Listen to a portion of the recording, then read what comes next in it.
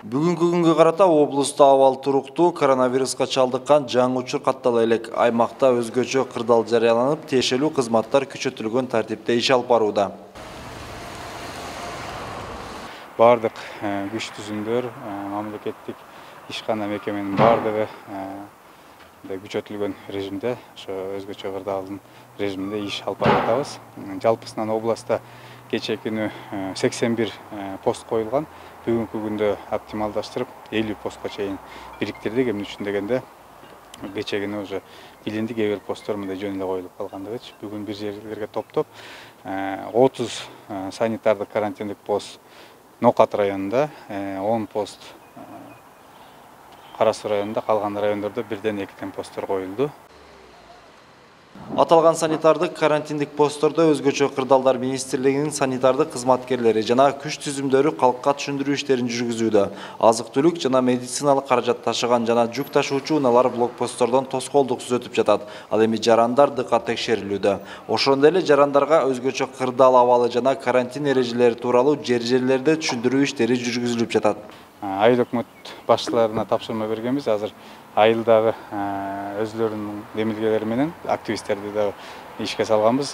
Көчөмө-көчө жанагы радиорубкалар менен кыдырып айтып атышат да, жарандарды эшикке чыкпасын чакырып атышат. Анан жөн эле мындай себепсиз райцентрга келип, же болбосо Ош шаарына келгендерди биз тыюу салып атабыз, токтотуп атабыз. Кээ бир посттордо кичине чогулган адамдар болуп калды, бирок түшүндүрүү иштерин жүргүзүп кайра артка жибердик да көбүнө.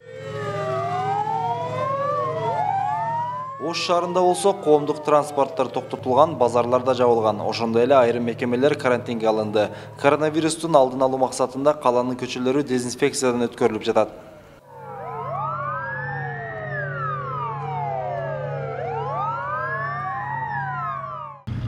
Бүгүнкү дезинфекция иштерине жарандык коргоо кызматынын Зеленхоз, Водоканал, Майы бардык кызматкерлери тартылды.